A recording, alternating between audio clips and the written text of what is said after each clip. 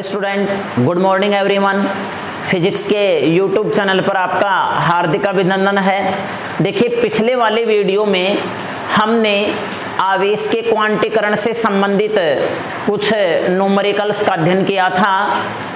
Coulomb के नियम का सदिशीय निरूपण व कूलाम के नियम से संबंधित कुछ इम्पोर्टेंट फैक्ट्स के बारे में हमने अध्ययन कर लिया था। देखिए, आज के इस वीडियो में जो अपना नेक्स्ट टॉपिक है वो आता है परावैद्युतांक। देखिए विद्यार्थियों, परावैद्युतांक क्या है?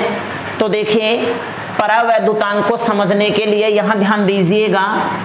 वैज्ञानिक कूलाम ने अपने प्रयोगों के आधार पर यह बताया कि जैसे मान लीजिए ये दोनों आवेश हैं, इस आवेश का परिमाण Q1 है, इसका परिमाण Q2 है और इन दोनों आवेशों के जो बीच की दूरी है वो स्मॉल r है। हमने आवेशों के इस निकाय को निर्वात में रख दिया। तो देखिए, जैसे ही हम आवेशों के इस निकाय को निर्वात में रखेंगे, वैक्यूम में रखेंगे, तो इन आवेशों के बीच में जो फोर्स लगेगा वो हम मान लेते हैं F0।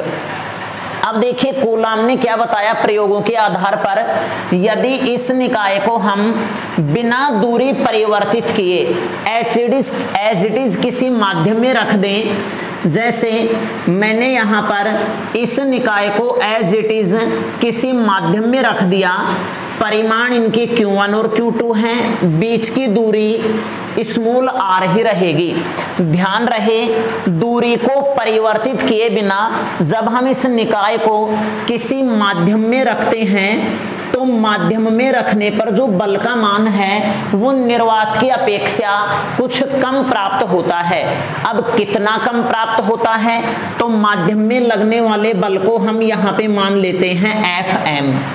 अब देखिए, इन दोनों की तुलना करना या फिर ये कहा जाए कि निर्वात में उपस्थित दो आवेशों के बीच लगने वाले बल व माध्यम में उपस्थित दो आवेशों के बीच लगने वाले बल का अनुपात ही क्या कहलाएगा? परावैद्युतांक कहलाता है।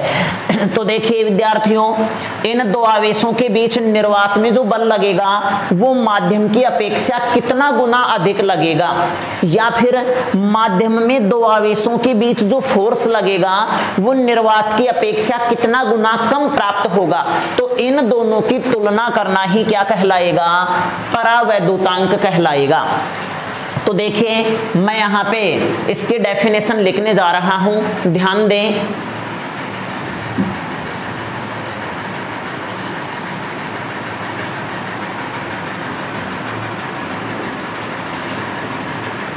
निर्वात में उपस्थित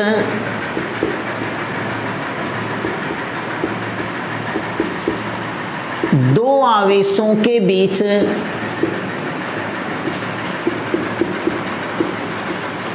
लगने वाले बल F0 व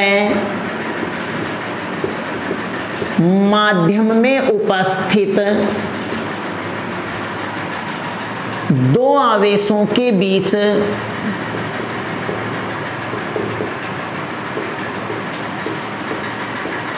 लगने वाले बल Fm का अनुपात परावैद्युतांक या डाई इलेक्ट्रिक कांस्टेंट कहलाता है। अब देखिए, ध्यान दें, परावैद्युतांक जो है इसे एप्सिलॉन r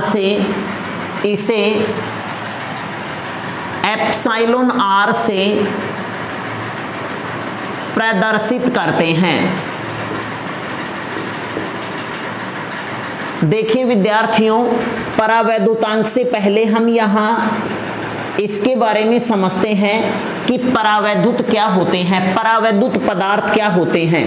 तो देखिए, परावैद्युत पदार्थ जो होते हैं ये ऐसे पदार्थ होते हैं जो स्वयं में से होकर विद्युत धारा गुजरने नहीं देते हैं, अर्थात विद्युत के कुचालक पदार्थों को ही क्या कहा जाता है, परावैद्युत पदार्थ। लेकिन जब इन परावैद्युत पदार्थों को हम बाह्य विद्युत क्षेत्र में रखते हैं तो ये विद्युत प्रभाव का गुण प्रदर्शित करते हैं।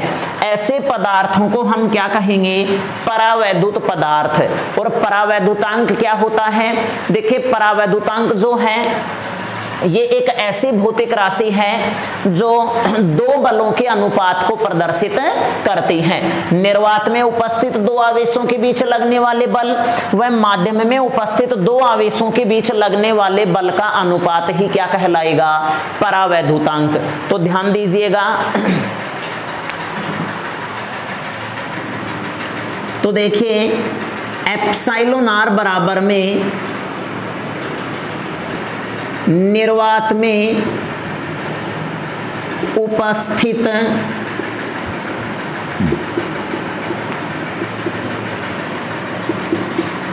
दो आवेशों के बीच बल व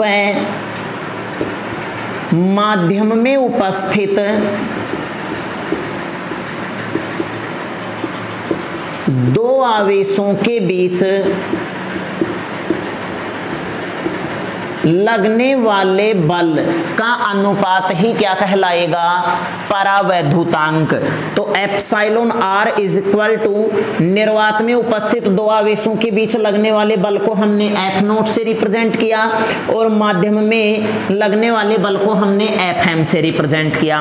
अब देखिए, चूंकि हमने कूलाम के नियम में अध्ययन कर लिया है, F nought is equal to होता है 1/4 pi epsilon note Q1 Q2 upon में आर स्क्वायर व एफ एम की वैल्यू होती है 1/4 पाई एप्सिलॉन। देखो ये एप्सिलॉन जो है ये माध्यम की विद्युतशीलता है, और विद्युतशीलता जो होती है ये एक ऐसी भौतिक राशि होती है जो उस माध्यम में दो आवेशों के बीच लगने वाले बल के मैग्नीट्यूड या परिमाण को प्रदर्शित करती है। तो देखिए Q1 Q2 अपॉन में आर स्क्वायर, ये दोनों मान हम समीकरण 1 में रखते हैं इक्वेशन फर्स्ट से। तो ध्यान दें, epsilon R is equal to F naught की वैल्यू यहां से रखेंगे 1/4 pi epsilon note Q1 Q2 upon में R square divide by F M, और एफ एम की वैल्यू है 1/4 pi epsilon Q1 Q2 upon में आर स्क्वायर। देखिए विद्यार्थियों, इस क्वांटिटी से पूरी क्वांटिटी कैंसिल, 4 पाई से 4 पाई कैंसिल, एप्सिलॉन ऊपर जाएगा तो एप्सिलॉन आर बराबर में होगा एप्सिलॉन अपॉन में एप्सिलॉन नोट। इसे हम समीकरण 2 देते हैं, जिससे यह स्पष्ट होता है कि माध्यम की विद्युतशीलता व निर्वात की विद्युतशीलता का अनुपात ही क्या कहलाएगा, परावैद्युतांक। देखिए परावैद्युतांक को हम आपेक्षिक विद्युतशीलता भी कहेंगे, ध्यान दें, परावैद्युतांक को क्या कहेंगे, आपेक्षिक विद्युतशीलता। तो देखिए अर्थात माध्यम की विद्युतशीलता व निर्वात की विद्युतशीलता का अनुपात परावैद्युतांक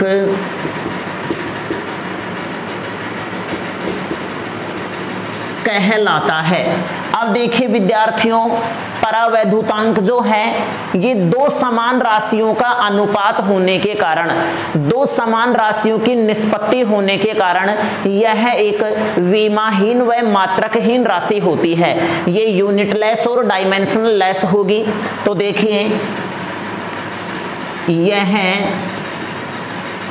विमाहीन व मात्रकहीन राशि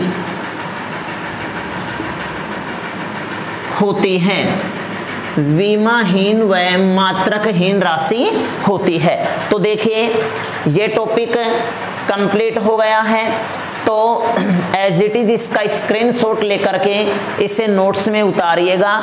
इसके पश्चात हम कुछ पदार्थों से संबंधित परावैद्युतांक के बारे में अध्ययन करेंगे कि अलग अलग पदार्थों के लिए परावैद्युतांक का मान अलग अलग होता है, जिसकी वैल्यू 20 डिग्री सेंटीग्रेड के ऊपर नोट की गई, जिसका अध्ययन हम इसके पश्चात करेंगे। तो इसका एज इट इज स्क्रीनशॉट लेकर के नोट्स में उतारिएगा।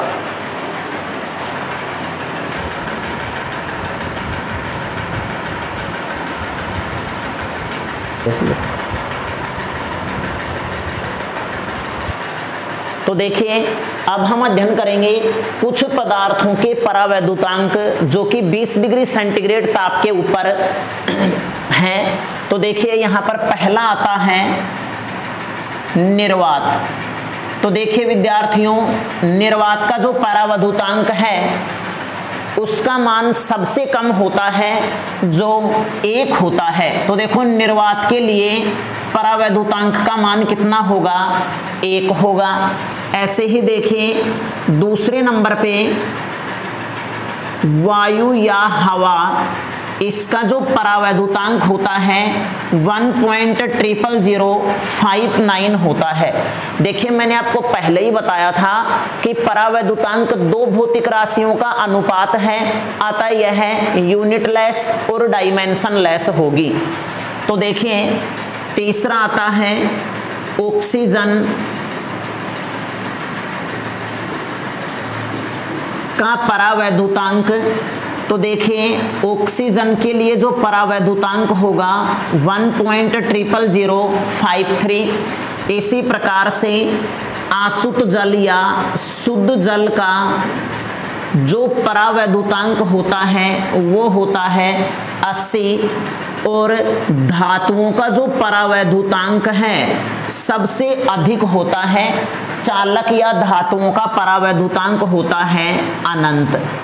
अब देखिए विद्यार्थियों, यहाँ से क्या से स्पष्ट होता है, जैसे मान लीजिए ये हमारे पास दो बिंदु आवेश हैं Q1 और Q2।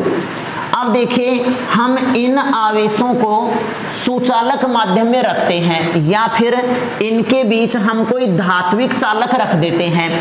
तो इनके बीच लगने वाले बल की गणना कीजिए। तो लगने वाला जो बल है वो 0 हो जाएगा। प्रश्न ये उठता है 0 क्यों हो जाएगा? देखो हमने इन दो आवेशों के निकाय को एक ऐसे माध्यम में रखा है जो माध्यम स्वयं चालक है। तो देखिए विद्यार्थियों, यहाँ पे नोट डाल के लिखना है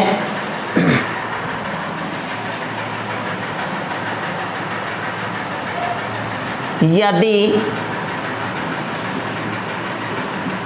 दो बिंदु आवेशों के बीच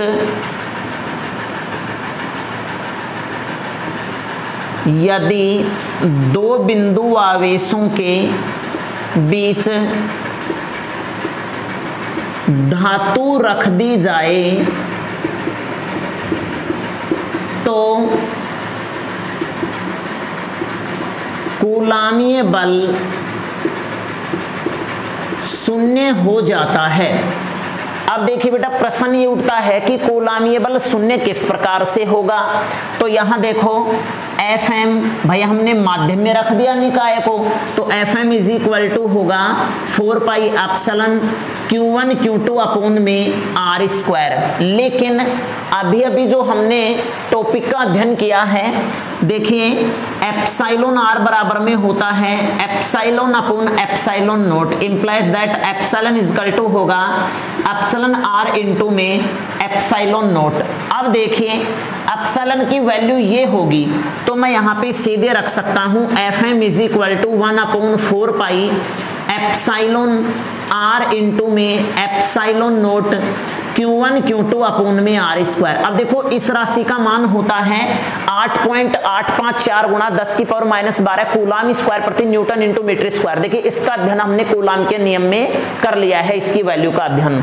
लेकिन धातुओं के लिए एप्सिलॉन R का जो मान होता है वो कितना होता है, इनफाइनाइट होता है। तो जब हम यहाँ पे अनंत रखेंगे तो 1/अनंत इज इक्वल टू क्या होगा, 0।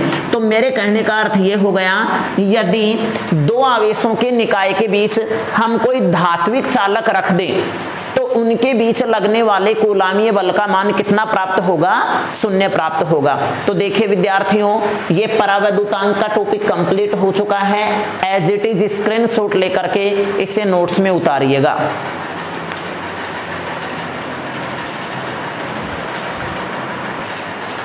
अब देखिए विद्यार्थियों, कुछ एक विद्यार्थी ये कहते हैं कि सर वीडियो को थोड़ा लंबा बनाइए, क्लास थोड़ी लंबी लीजिए। तो इसमें देखो बेटा मैं मजबूर हूं, क्योंकि इससे ज़्यादा यदि हम वीडियो बनाते हैं, क्लास लगाते हैं इससे ज़्यादा, तो इसकी क्वालिटी जो है वो घट जाती है। तो देखिए जो इसके बाद में जो नेक्स्ट टॉपिक आएगा, electric field and intensity of electric field. देखो इससे पहले हम अध्ययन करेंगे बहुल आवेशों के बीच लगने वाला बल या फिर आवेशों के अध्यारोपण का सिद्धांत। तो इसका जो अध्ययन है हम नेक्स्ट वीडियो में करेंगे। तो बने रहिए मेरे साथ लगातार। धन्यवाद।